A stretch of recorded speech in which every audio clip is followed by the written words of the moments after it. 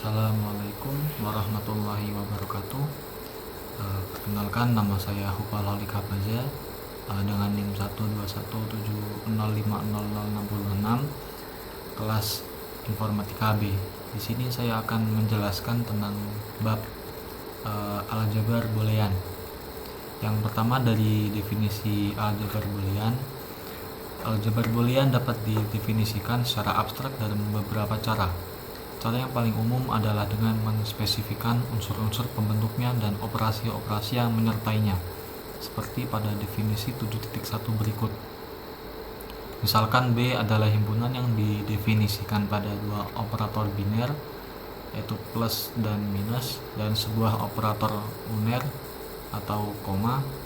Misalkan 0 dan 1 adalah dua elemen yang berbeda dari B, maka tupel dalam kurung B plus titik petik 0 dan 1 disebut aljabar boolean jika untuk setiap A, B, C anggota dari B berlaku aksioma, sering dinamakan juga postulat Huntington berikut. Yang pertama ada identitas, yang kedua ada komutatif, yang ketiga distributif, yang keempat ada komplement. Untuk setiap A anggota B terdapat elemen unik A anggota B, sehingga ini elemen 0 dan 1 adalah dua elemen unik yang di dalam B. 0 disebut elemen terkecuali dan terkecuil, dan 1 disebut elemen terbesar. Kedua elemen unik dapat berbeda-beda pada beberapa aljabar boolean, misalkan himpunan 0 dan U pada himpunan F dan T pada proposisi. Namun secara umum kita tetap menggunakan 0 dan 1 sebagai dua buah elemen unik yang berbeda. Elemen 0 disebut elemen 0, sedangkan elemen 1 disebut elemen unit. Operator plus disebut operator penjumlahan, titik disebut operator perkalian, dan petik disebut operator komplement. Di sini ada 4 perbedaan antara aljabar boolean dengan aljabar biasa untuk aritmatika bilangan real. Ada 4. Hal lain yang penting adalah membedakan elemen himpunan dan peubah atau variabel pada sistem aljabar. Sebagai contoh, pada aljabar biasa, elemen himpunan bilangan real adalah angka, sedangkan peubahnya seperti A, B, C, dan sebagainya. Dengan cara yang sama, pada aljabar boolean, orang mendefinisikan elemen-elemen himpunan dan peubah seperti X, Y, Z sebagai simbol-simbol yang mempresentasikan elemen. Berhubung elemen-elemen B tidak didefinisikan nilainya, atau kita bebas menentukan anggota-anggota B, maka untuk mempunyai sebuah aljabar boolean, orang harus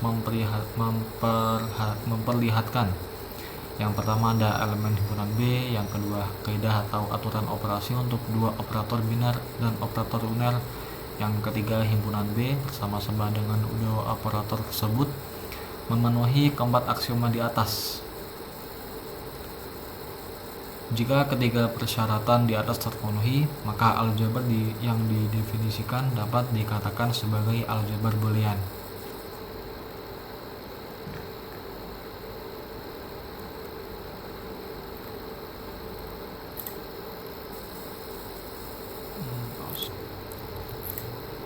Selanjutnya ada fungsi boolean.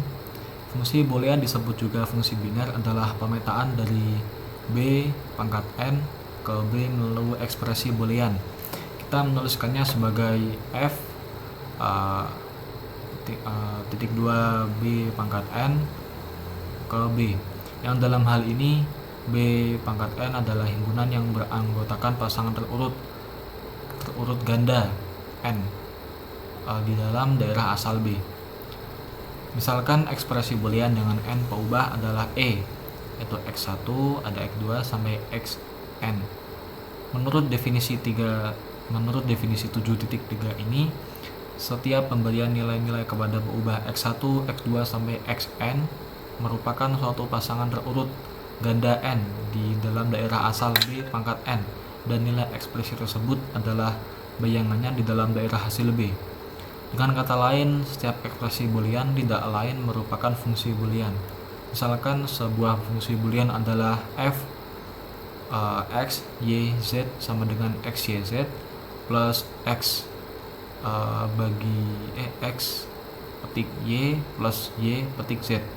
Fungsi f memetakan nilai-nilai pasangan berurut ganda 3 X, Y, Z kehimpunan 0,1.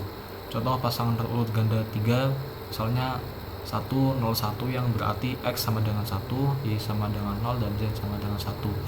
Sehingga F1, 0, 1 sama dengan 1 kali 0 kali 1 tambah 1 petik dikali 0 ditambah 0 petik dikali 1 sama dengan 0 plus 0 plus 1 sama dengan 1.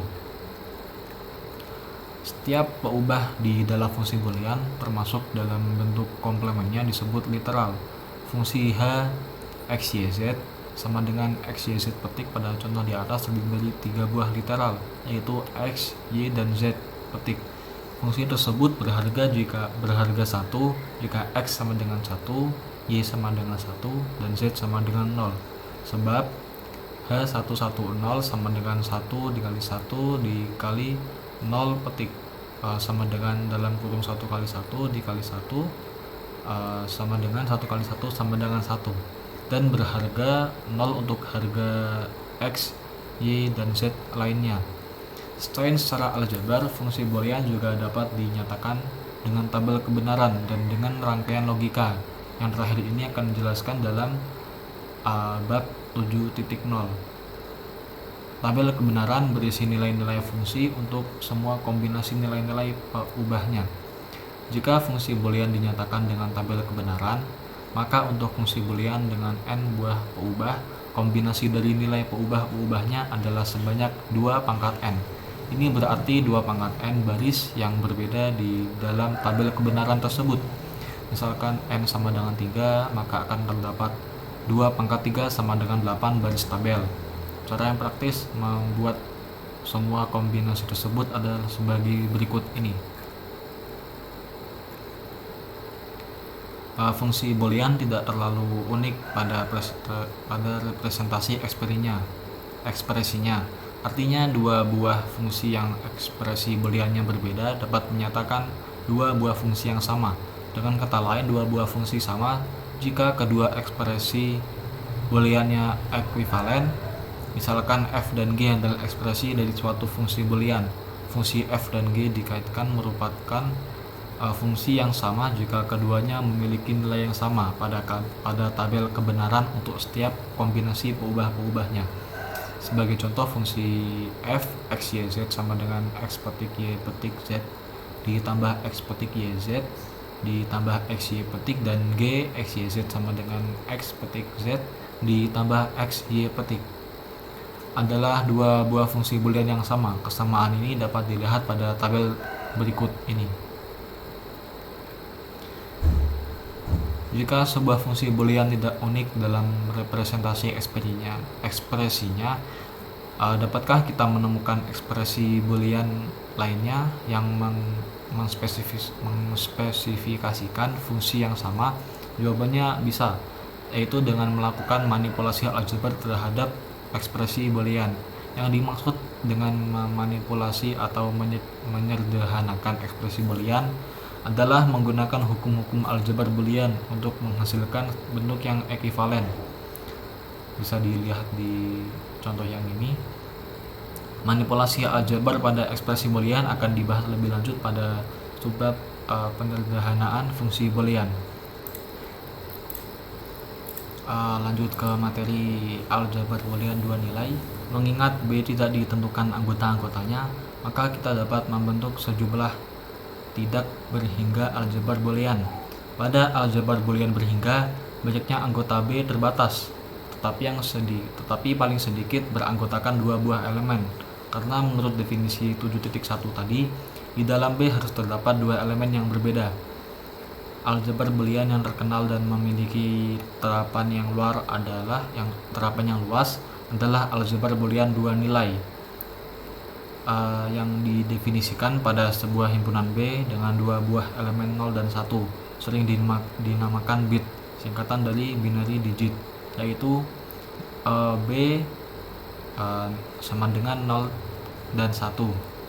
operator biner, plus dan kali, operator uner, petik, kaidah untuk operator biner dan operator uner ditunjukkan pada tabel 7.1, 7.2 dan 7.3 di bawah ini. Kita harus memperlihatkan bahwa keempat aksioma di dalam definisi ini terpenuhi pada himpunan B, 0, dan 1 dengan 2 operator biner dan 1 operator uner yang didefinisikan di atas. Ini ada yang pertama ada identitas, jelas berlaku karena dari tabel dapat dilihat bahwa 0 plus 1 sama dengan 1, 1 plus 0 sama dengan 1. Ya, lalu ada 1 kali 0 sama dengan 0 kali 1 sama dengan 0 yang memenuhi elemen identitas 0 dan 1 seperti yang didefinisikan pada postulat Huntington. Yang kedua ada komutatif, jelas berlaku dengan melihat simetri tabel operator biner. Yang ketiga ada distributif nih. Lalu yang 4 ada komplement, jelas berlaku karena tabel 7.4 memperlihatkan bahwa A plus A komplement sama dengan 1 karena 0 plus 0 komplement sama dengan 0 plus 1 sama dengan 1 dan 1 plus 1 komplement sama dengan 1 plus 0 sama dengan 1. A kali A sama dengan 0 karena 0 kali 0 sama dengan 0 kali 1, 0 kali 0 komplement sama dengan 0 kali 1 sama dengan 0, dan 1 kali 1 komplement sama dengan 1 kali 0 sama dengan 0. Karena keempat aksioma terpenuhi tersebut, maka terbukti bahwa B sama dengan 0 dan 1 bersama-sama dengan operator biner plus dan perkalian operator komplement merupakan aljabar Boolean. Aljabar Boolean dua nilai mempunyai terapan yang sangat luas dalam bidang elektronika, khususnya dalam perancangan sirkuit di dalam komputer. Beberapa terapan lainnya juga ditemukan di bidang teknik sipil, teknik mesin, dan sebagainya. Untuk selanjutnya, jika disebut aljabar Boolean, maka aljabar Boolean yang dimaksudkan di sini adalah aljabar Boolean dua nilai.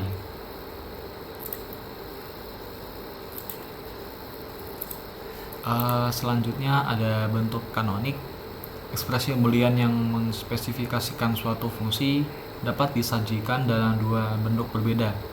Pertama sebagai penjumlahan dari hasil kali dan kedua sebagai perkalian dari hasil jumlah. Misalnya ini 2 x y z sama dengan x komplement y komplement kali z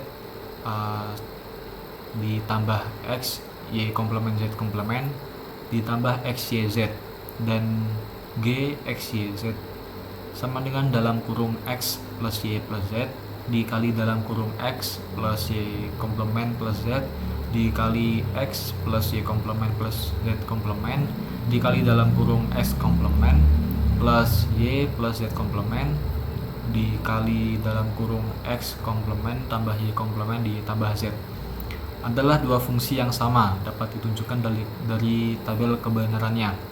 Fungsi yang pertama yaitu fungsi f muncul dalam bentuk penjumlahan dari hasil kali, sedangkan fungsi yang kedua fungsi g muncul dalam bentuk perkalian dari hasil jumlah. Perhatikan juga bahwa setiap suku di dalam ekspresi mengandung literal yang lengkap dalam peubah x, y, dan z, baik peubahnya tanpa komplement maupun dengan komplement. Ada dua macam bentuk term, yaitu miniterm hasil kali dan maxterm hasil jumlah. Suku-suku di dalam ekspresi Boolean dengan n peubah x1, x2 sampai xn dikatakan miniterm jika ia muncul dalam bentuk yang ini, dan dikatakan maxterm jika ia muncul dalam bentuk yang ini. Yang dalam hal ini x menyatakan literal xi atau xi aksen xi komplement. Perhatikan bahwa sebuah miniterm atau maxterm harus mengandung literal yang lengkap. Sebagai contoh, x komplement y komplement z, x y komplement z, dan x y z pada fungsi f di atas adalah 3 buah miniterm, dan x plus y plus z, x plus y komplement plus z, dan z plus x plus Y komplement plus Z komplement, X komplement ditambah Y plus Z komplement, dan X komplement plus Y komplement plus Z pada fungsi G di atas adalah 4 buah maxterm. Setiap pel mengandung literal lengkap dalam peubah X, Y, dan Z. Ekspresi Boolean yang dinyatakan sebagai penjumlahan dari satu atau lebih miniterm atau perkalian dari satu atau lebih maxterm disebut dalam bentuk kanonik. Jadi ada dua macam bentuk kanonik: penjumlahan dari hasil kali atau SOP. Yang kedua ada perkalian dari hasil jumlah, yaitu POS.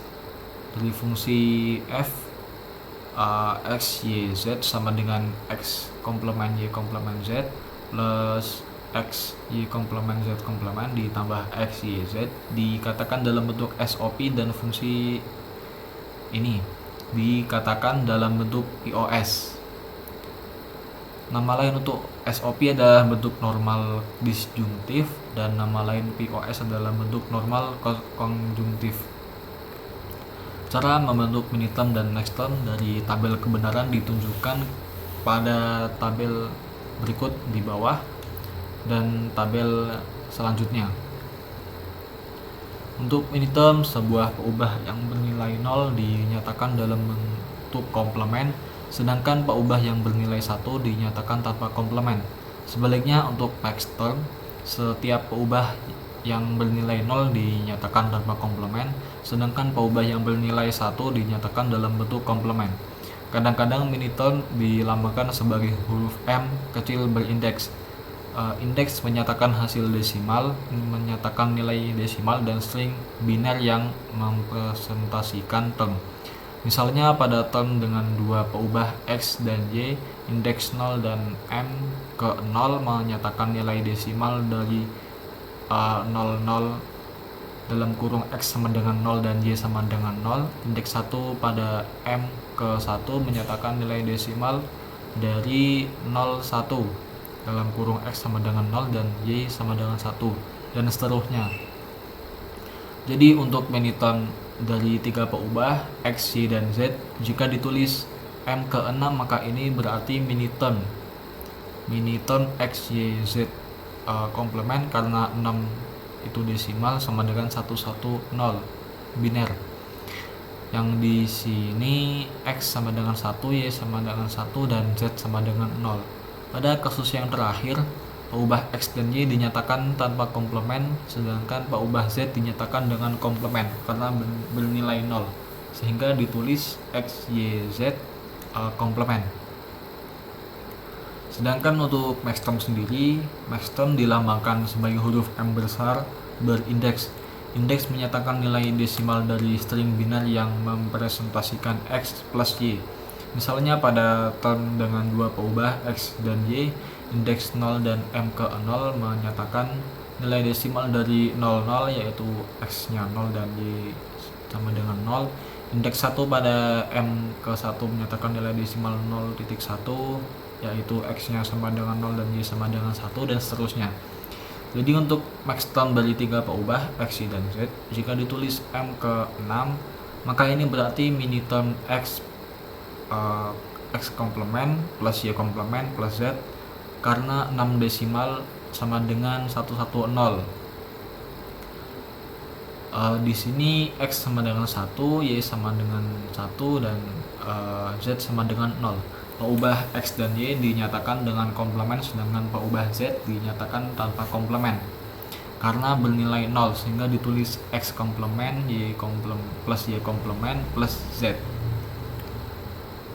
Bisa dilihat di tabel ini.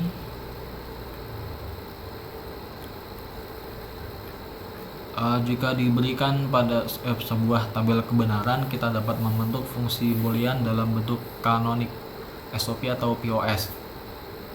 Dari tabel berikut, dengan cara mengambil miniterm atau maxterm dari setiap nilai fungsi yang bernilai 1 untuk SOP atau 0 untuk POS. Untuk membentuk fungsi dalam bentuk SOP, tinjau kombinasi nilai-nilai peubah yang memberikan nilai fungsi sama dengan 1.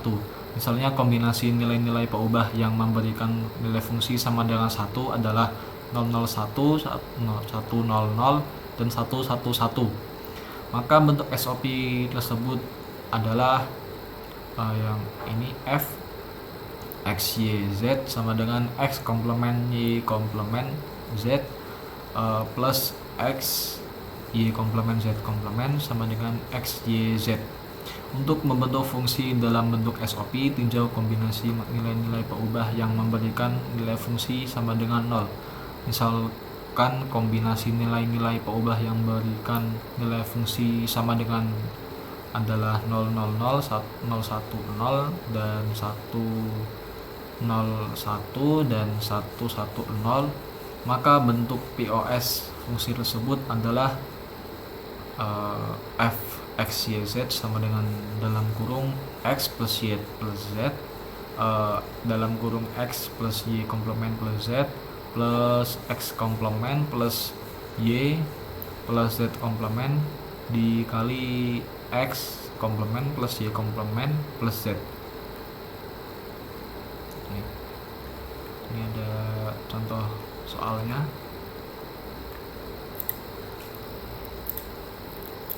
Lalu yang terakhir ada konversi antar bentuk kanonik.